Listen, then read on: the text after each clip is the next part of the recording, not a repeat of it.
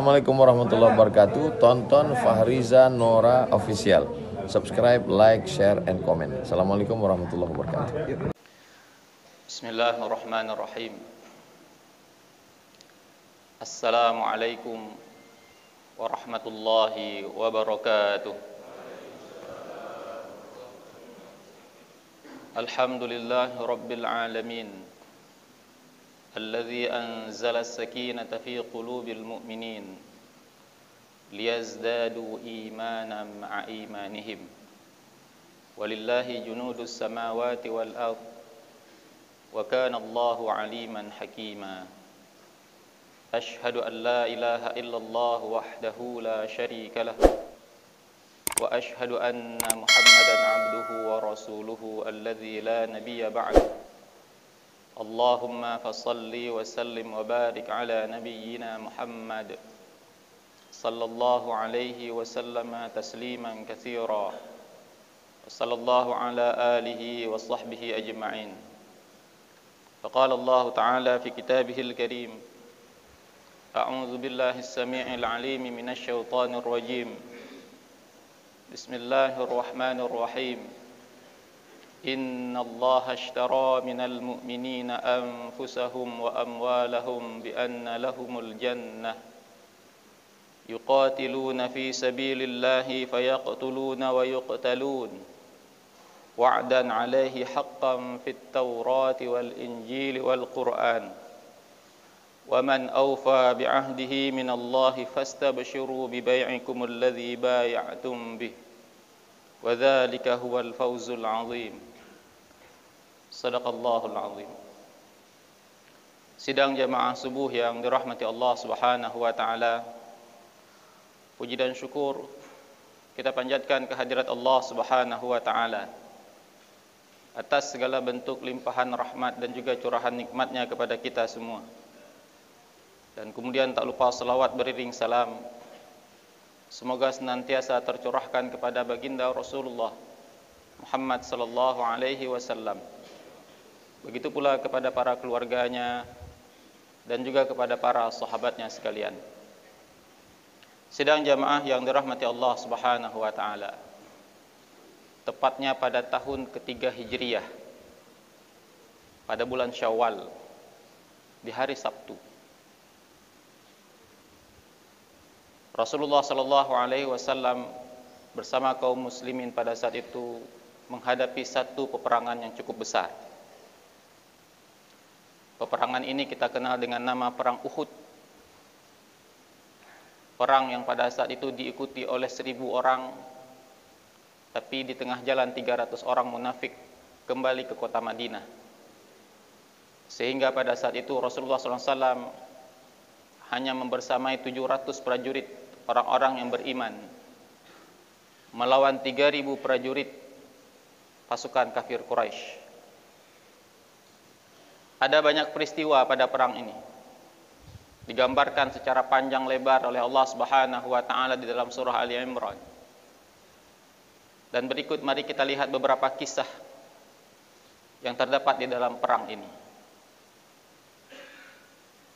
Pada malam hari menjelang terjadinya perang Uhud, ada 2 orang sahabat yang sudah menjalin persahabatan begitu lama. Mereka adalah Abdullah bin Jahsh dan Sa'ad bin Abi Waqqas. Pada saat itu Abdullah bin Jahsh mengajak Sa'ad bin Abi Waqqas untuk duduk bersama di malam terakhir itu dan saling berbagi doa. Satu orang berdoa, maka yang lain mengaminkan, dan kemudian bergantian. Yang pertama mendapatkan giliran berdoa adalah Sa'ad bin Abi Waqqas. Sa'ad pun kemudian berdoa, "Ya Allah, esok hari izinkan aku bertemu dengan musuhmu dan musuh Rasulmu, musuh yang kuat dan pemberani. Izinkan aku bertempur dengannya dan berilah kepadaku kemenangan, dan kemudian aku mendapatkan harta rampasan perang dari dirinya." Abdullah bin Jahsh kemudian mengaminkan doa itu. Selesai Sa'ad bin Abi Waqqas berdoa, giliran Abdullah bin Jahsh berdoa kepada Allah Subhanahu wa taala. Abdullah bin Jahsh mengatakan, "Ya Allah, izinkan esok hari aku bertemu dengan musuhmu. Aku berperang di jalanmu, dan kemudian izinkan aku bertemu dengan musuhmu yang begitu kuat dan pemberani. Dan kemudian ya Allah, dia kemudian membunuhku. Dan kemudian dia memotong hidung dan kupingku. Agar pada hari kiamat nanti engkau bertanya kepadaku, wahai Allah, wahai Abdullah, di mana kuping dan hidungmu? Aku akan mengatakan, kuping dan hidungku ini terpotong di jalanmu, wahai Allah Subhanahu wa ta'ala." Sa'ad bin Abi Waqqas awalnya ragu, tapi kemudian sudah sepakat di awal bahwa kita saling berganti doa dan mengaminkan. Sa'ad bin Abi Waqqas pun kemudian mengaminkan doa Abdullah bin Jahsh. Sehingga kemudian keesokan harinya terjadi pertempuran.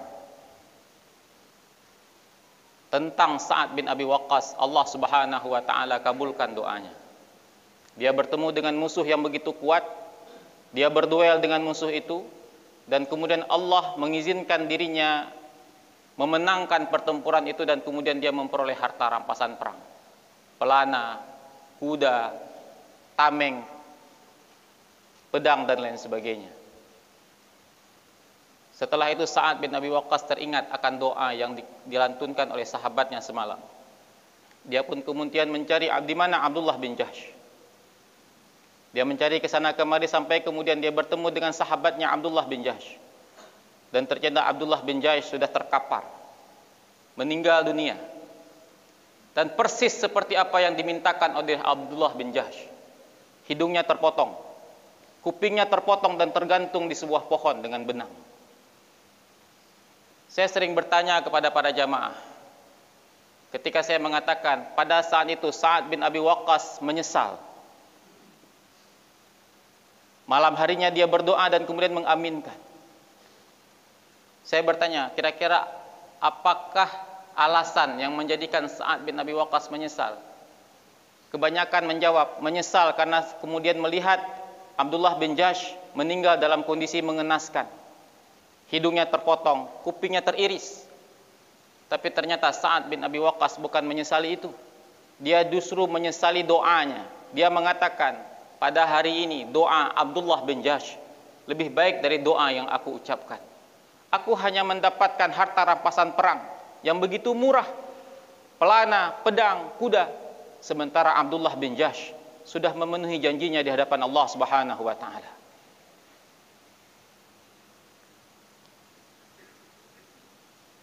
Ketika selesai perang Uhud, Rasulullah sallallahu alaihi wasallam secara khusus bertanya tentang seorang sahabat yang bernama Sa'ad bin Rabi'. Tahukah kalian di mana Sa'ad bin Rabi'? Tak satu pun di antara para sahabat memberikan jawaban. Sehingga kemudian Rasulullah sallallahu alaihi wasallam menyuruh satu orang di antara para sahabat yang masih hidup untuk mencari di mana Sa'ad bin Rabi'. Sampai kemudian Zaid bin Sabit diberikan tugas oleh Rasulullah untuk mencari di mana Sa'ad bin Rabi'. Sampai kemudian Zaid memberikan pengakuan, aku pun kemudian mencari di mana Sa'ad bin Rabi'. Dan akhirnya aku menemukan seorang laki-laki yang tergeletak di atas tanah. Dialah Sa'ad bin Rabi'. Pada tubuhnya aku melihat ada 70 luka, sayatan pedang, hujaman tombak dan anak panah. Dan aku melihat dirinya sebentar lagi akan menemukan kematian. Dan ketika Rasulullah sallallahu alaihi wasallam menugaskan Zaid bin Sabit untuk mengetahui kabar Sa'ad bin Rabi', Rasulullah memberikan dua pesan. Jika engkau menemukan Sa'ad bin Rabi', yang pertama, sampaikan salamku kepadanya. Yang kedua, tanyakan kepadanya bagaimana kondisinya, bagaimana kabarnya, apa yang dia peroleh.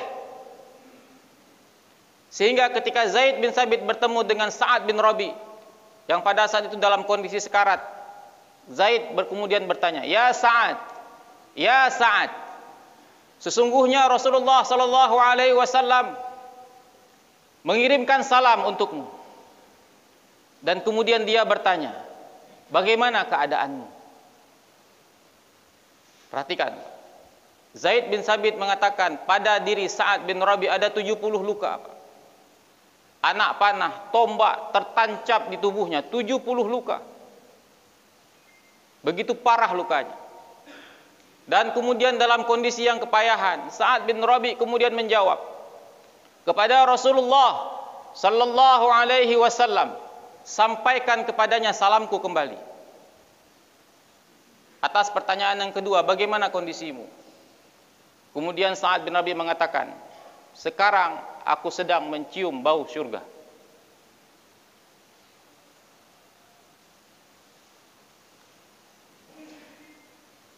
Sama persis terjadi pada perang Uhud. Ada seorang sahabat yang bernama Jabir bin Abdullah bin Amr bin Haram. Ketika mengetahui ayahnya meninggal dunia, dia begitu sedih.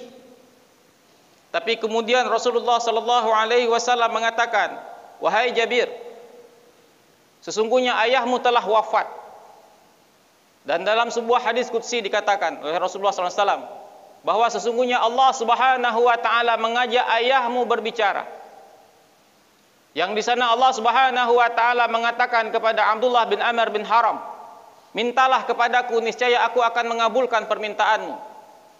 Apa yang diminta oleh Abdullah bin Amr bin Haram? Ya Allah, kembalikan lagi aku ke dunia, agar aku bisa kembali berperang di jalanmu ya Allah. Dan kemudian terbunuh, dan kemudian aku hidup kembali, dan kembali berperang di jalanmu, dan kemudian terbunuh. Allah Subhanahu wa taala kemudian mengatakan, sudah menjadi ketetapanku bahwa siapa saja yang sudah mati tidak hidup kembali. Kemudian Abdullah bin Amr bin Haram dalam dialog itu mengatakan, kalau begitu wahai Allah, sampaikan kepada manusia tentang keutamaan yang kau berikan kepada orang-orang yang wafat di jalanmu. Kisah ini menjadi salah satu latar belakang turunnya ayat ke-169 di surah Ali Imran. Yang di sana Allah Subhanahu wa taala mengatakan, wala tahsabanna alladzina qutilu fi sabilillahi amwata bal ahya'un inda rabbihim. Janganlah kalian mengira orang-orang yang terbunuh di jalan Allah Subhanahu wa taala itu mati. Bal ahya'un, mereka sesungguhnya hidup dan mereka memperoleh rezeki di sisi Tuhannya. Pada perang Mu'tah ada seorang sahabat sekaligus sepupu Nabi sallallahu alaihi wasallam, Ja'far bin Abi Thalib namanya. Ketika berperang setelah dua panglima wafat, satu panglima, ada tiga panglima ditunjuk oleh Nabi sallallahu alaihi wasallam. Yang pertama adalah Zaid bin Haritsah, wafat. Kemudian digantikan oleh Ja'far bin Abi Thalib. Dan di perang itu Ja'far bin Abi Thalib juga wafat dalam kondisi tubuhnya terbelah, kedua tangannya lepas, dipotong oleh pedang musuh. Tubuhnya terbelah. Pertama dia memegang panji dengan tangan kanannya, datang musuh yang begitu kuat, memotong tangan kanannya. Kemudian dengan tangan kirinya dia memegang panji itu, dipotong lagi tangan kirinya. Dua belah tangannya terputus. Kemudian dia dekap panji itu. Kemudian musuh itu membelah dirinya. Mengenaskan sekali kematiannya. Tapi kemudian Rasulullah sallallahu alaihi wasallam mengatakan bahwa Ja'far bin Abi Thalib adalah seorang sahabat yang nantinya di dalam surga akan mendapatkan dua sayap, yang dengan sayap itu dia bisa terbang kemanapun dia inginkan di dalam surga Allah Subhanahu wa taala. Sehingga Ja'far bin Abi Thalib diberikan gelar Dzul Jannahain, sang pemilik dua sayap.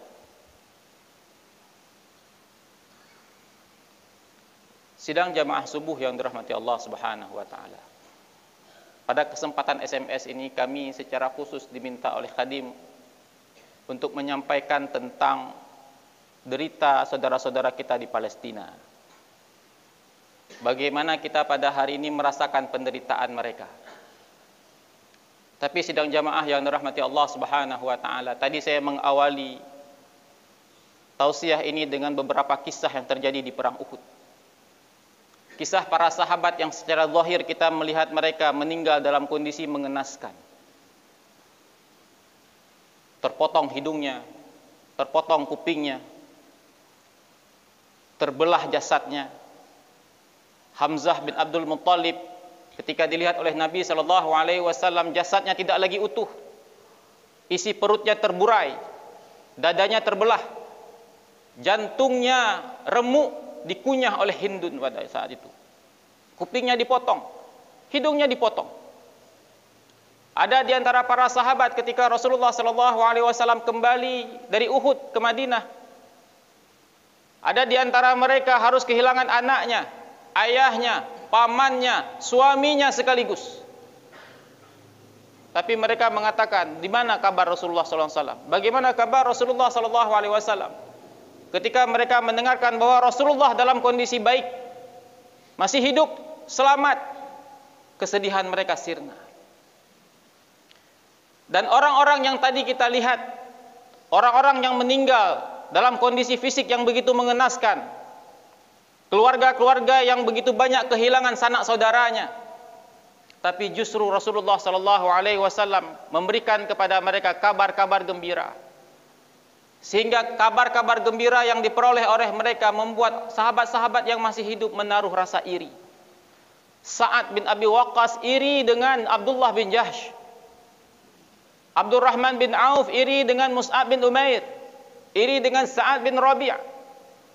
Orang-orang yang hidup pada saat itu begitu iri dengan orang-orang yang meninggal, karena mereka meyakini dan mengetahui bahwa orang-orang yang meninggal tadi itu mendapatkan keutamaan yang begitu besar di sisi Allah Subhanahu wa taala. Dan pada saat ini alhamdulillah kita bersyukur, Pak, ketika pada hari ini kita masih merasakan penderitaan saudara-saudara kita di Palestina. Tapi menurut hemat kami pada hari ini tidak cukup dengan rasa itu. Justru pada hari ini ketika kita melihat tayangan demi tayangan dari apa yang terjadi di Palestina sana, kita seyogyanya juga harus memiliki satu rasa yang dimiliki oleh Sa'ad bin Abi Waqqas terhadap Abdullah bin Jahsh. Tidakkah pada hari ini kita iri dengan mereka? Tidakkah pada hari ini kita malu dengan mereka, dengan saudara-saudara kita di Palestina? Dan tidakkah ketika kita iri dengan mereka, kita memiliki satu keinginan kuat agar nanti pada hari kiamat Allah Subhanahu wa taala menjadikan kita termasuk dalam kelompok-kelompok orang yang ikut bersungguh-sungguh berjihad mempertahankan Masjidil Aqsa, tidak hanya sekedar merasakan penderitaan. Apa yang terjadi di Palestina ini berbeda dengan apa yang terjadi terhadap saudara-saudara kita di Rohingya, Pak. Apa yang terjadi di Palestina ini berbeda dengan saudara-saudara kita di tempat yang lain. Karena apa yang terjadi di Palestina ini ada spirit Masjidil Aqsa di dalamnya. Masjid Allah Subhanahu wa taala. Masjid kedua yang dibangun di atas permukaan bumi ini. Dan masjid yang menjadi kiblat pertama kaum muslimin. Ini masjid Tempuk Tengah kata orang. Masjid Al-Mukhlisin ini kata orang masjid Tempuk Tengah. Masjid Gampong Tempuk Tengah. Itu secara administrasi. Tapi pada hakikatnya masjid ini dan masjid-masjid lain adalah masjid Allah, rumah Allah, yang kesuciannya harus dijaga oleh seluruh kaum muslimin. Ketika Masjid Al-Mukhlisin ini dinistakan oleh musuh-musuh Islam, apakah hanya orang Tempuk Tengah saja yang berkewajiban untuk membela masjid ini? Tidak. Semua orang harus membelanya. Apalagi Masjidil Aqsa, masjid kedua yang dibangun di atas muka bumi, masjid pertama yang menjadi kiblat kaum muslimin, masjid yang memiliki keutamaan yang begitu besar, yang menjadi tempat singgah Nabi SAW ketika Isra Mi'raj. Bahkan tempat itu dijadikan sebagai tempat solat bagi seluruh para nabi sebelum Nabi SAW naik ke langit. Terakhir, Abu Ubaidah mengatakan, apa yang terjadi di Masjidil Aqsa pada hari ini, kami akan pikul tanggung jawab itu sampai kami binasa semuanya. Tapi dia mengatakan, orang-orang yang berada di luar Palestina, andaikan kalian tidak membantu kami, kami binasa. Kami akan pertanggungjawabkan di hadapan Allah Subhanahu wa taala. Tapi selemah itukah iman kalian? Sehingga tidak sedikit pun terbersit di hati-hati kalian untuk ikut bahu-membahu mempertahankan Masjidil Aqsa dari kejauhan. Dan inilah yang harus kita miliki, Bapak dan Ibu yang dirahmati Allah Subhanahu wa taala. Tidak hanya sekedar merasa belas kasihan.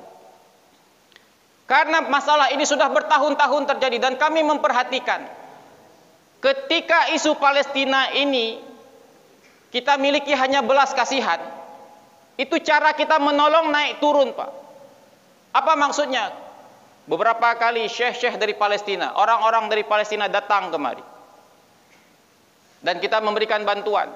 Terjadi perbedaan ketika mereka datang kemari. Pada saat itu kondisi Palestina tidak dibom. Kami perhatikan, infaknya tidak banyak-banyak kali. Tapi ketika dibom, nampak wajah-wajah anak yang meninggal di dunia, wajah-wajah seorang istri kehilangan suami dan lain sebagainya. Kita kemudian ikut merasa sedih. Infaknya banyak. Tapi ketika tak terjadi lagi pemboman, Israel lagi tidak membom sekian lama, kita kemudian kembali kepada kehidupan kita seperti semula. Seolah-olah kita tidak lagi teringat dengan Masjidil Aqsa yang pada hari ini di bawah kekuasaan mereka. Jadi selama ini kita itu hanya terbawa emosi saja. Dan yang kami khawatirkan ketika apa yang terjadi di Palestina pada hari ini terjadi terus-menerus sampai 2 bulan, 3 bulan, 4 bulan, kita pun kembali kepada kehidupan seperti biasa kita. Sampai kemudian terjadi pemboman lagi, nampak lagi wajah-wajah yang menyedihkan. Kita baru kemudian memaki lagi. Kita turun ke jalan lagi. 2 bulan, 3 bulan, normal kembali kehidupan kita. Sementara pada hakikatnya Masjidil Aqsa masih belum dibebaskan.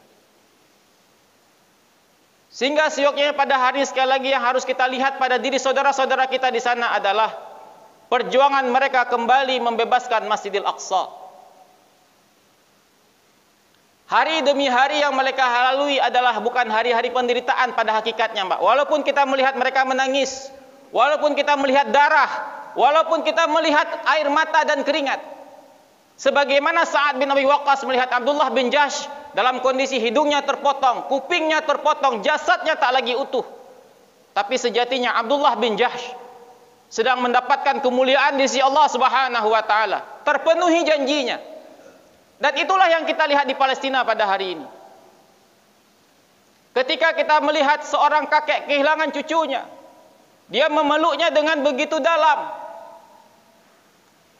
Dia merasa bahagia, Pak, ketika cucunya dia yakini memperoleh syurga di hadapan Allah Subhanahu wa taala. Dan dia berharap dia akan menyusul cucunya. Tidakkah kita ini ketika kita melihat seorang istri meninggal suaminya, yang kalau kita di sini terjadi, maka seorang istri itu akan begitu sedih, tapi justru seorang istri ini mengucapkan hamdalah, memuji Allah Subhanahu wa taala karena dia meyakini suaminya mendapatkan kemuliaan di sisi Allah Subhanahu wa taala. Tidakkah kita iri ketika melihat seorang ibu kehilangan anaknya, bukan satu, semuanya? Dia begitu tegar, menunggu-nunggu kapan waktunya akan tiba, menyusul anaknya. Hari-hari mereka adalah hari-hari pembuktian. Hari-hari mereka adalah hari-hari jual beli dengan Allah Subhanahu wa taala. Sebagaimana disampaikan oleh Allah Subhanahu wa taala dalam surah At-Taubah, Innallaha ashtara minal mu'minina anfusahum wa amwalahum bi anna lahumul jannah. Sesungguhnya Allah Subhanahu wa taala membeli dari orang-orang beriman itu anfusahum wa amwalahum, jiwa-jiwa mereka dan harta-harta mereka, bi anna lahumul jannah, Allah beli dengan syurga. Yuqatiluna fi sabilillahi fayaqtuluna wa yuqtalun. Mereka itu berperang di jalan Allah Subhanahu wa taala, membunuh atau terbunuh.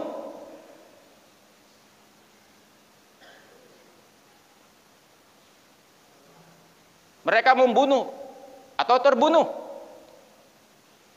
Dan kita jauh dari mereka. Dan mereka sedang melakukan jual beli. Jual beli dengan Allah Subhanahu wa taala setiap hari. Mereka beli surga dengan harta mereka. Mereka beli surga dengan anak-anak mereka. Mereka beli surga dengan rumah-rumah mereka yang hancur. Sampai mereka beli surga itu dengan jiwa-jiwa mereka. Tidakkah kita iri pada hari ini?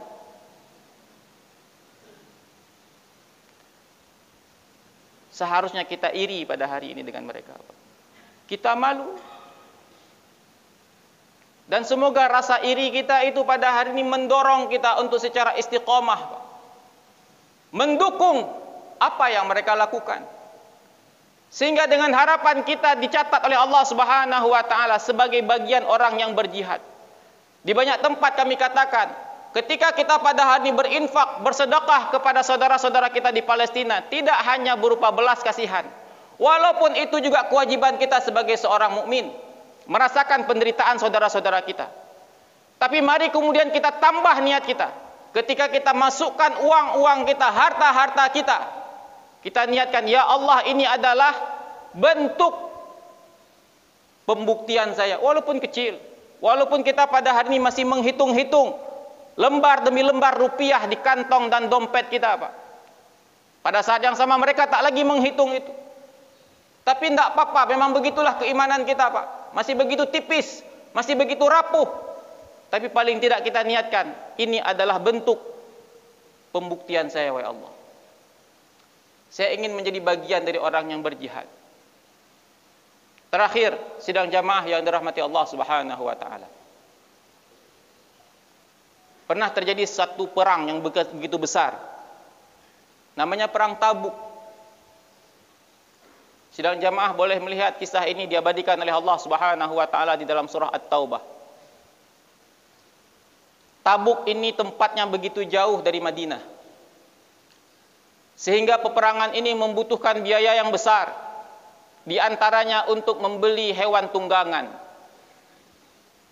Sehingga yang memungkinkan diizinkan oleh Nabi Shallallahu Alaihi Wasallam untuk berangkat ke sana hanyalah orang-orang yang bisa memiliki perbekalan.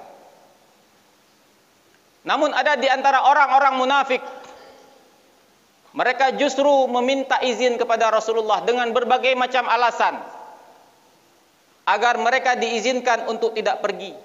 Padahal mereka punya kemampuan, mereka punya uang, mereka punya kendaraan. Tapi mereka memohon izin. Tapi ada di antara orang-orang beriman, mereka datang kepada Rasulullah sallallahu alaihi wasallam mengatakan, wahai Rasulullah, sesungguhnya kami begitu ingin ikut berjuang, berjihad di jalan Allah Subhanahu wa taala. Tapi kami tidak memiliki hewan tunggangan, wahai Rasulullah. Kami tidak punya uang untuk membelinya. Dan kemudian Rasulullah sallallahu alaihi wasallam mengatakan kepada mereka bahwa mereka diizinkan. Allah mengizinkan mereka untuk tidak berangkat ke medan perang. Ini adalah orang-orang yang benar keimanannya, Pak. Ketika Rasulullah sallallahu alaihi wasallam tidak memberikan izin kepada mereka untuk berangkat, apakah mereka bersorak-sorai gembira? Tidak. Al-Quran mengabadikan kisah mereka ini dalam surah At-Taubah ayat 92. Ketika di sana dikatakan oleh Allah Subhanahu wa taala, mereka pulang ke rumah-rumah mereka dalam kondisi mereka menangis, mengalir air matanya karena tidak memiliki peluang untuk berangkat ke medan perang. Tapi sembari menangis, mereka pulang ke rumah-rumah mereka, Pak, memastikan kembali apakah ada harta yang bisa kami infakkan walaupun kami tidak bisa berangkat. Sehingga ada di antara para sahabat itu, Pak, hanya memiliki satu butir kurma. Satu butir kurma. Digeledah rumahnya, tidak ada makanan lain, yang punya cuma satu butir kurma. Dia datang menghadap Rasulullah sallallahu alaihi wasallam, memohon kepada Rasulullah, wahai Rasulullah, aku hanya punya satu butir kurma.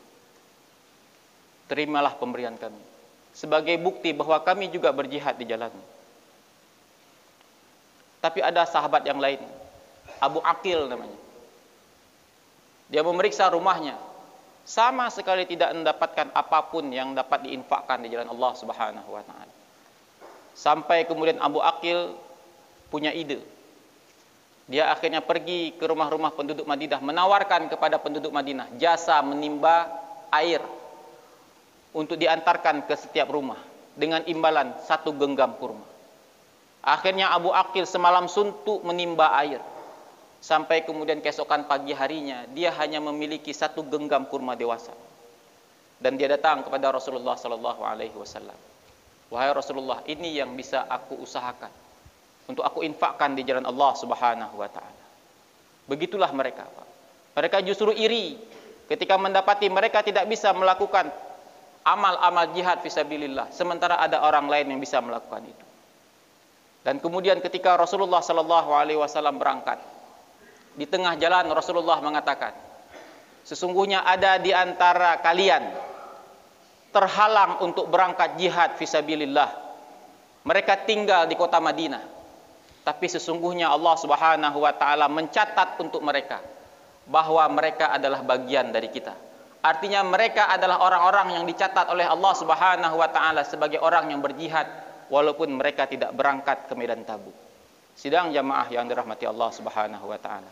Rasulullah juga pernah mengatakan, ada 3 orang yang masuk ke dalam surga Allah Subhanahu wa taala disebabkan oleh 1 anak panah. Siapakah mereka? Yang pertama tentu saja orang yang melemparkan anak panah di medan perang. Siapakah 2 orang lagi yang lain? Seorang yang membuat anak panah di belakang medan perang. Dia membuat anak panah. Dia tidak ikut berperang, dia hanya membuat saja. Dia juga masuk ke dalam surga Allah Subhanahu wa taala. Terus siapa satu lagi? Dialah orang yang mengantarkan anak panah tadi dari sang pembuat kepada orang yang melemparkan di medan perang. Semuanya mendapatkan kesempatan masuk ke dalam surga dengan 1 anak panah. Dan pada hari ini, orang-orang di Palestina sana, saudara-saudara kita, mereka berada di front terdepan, berjihad, berjuang untuk kembali membebaskan Masjidil Aqsa. Kita jauh dari sana, Pak. Tapi kita juga seyogyanya memiliki satu pemahaman. Kita juga ingin menjadi bagian dari mereka. Kita ingin dicatat oleh Allah Subhanahu wa taala menjadi bagian dari perjuangan. Dan inilah yang harus kita tanamkan pada diri-diri kita.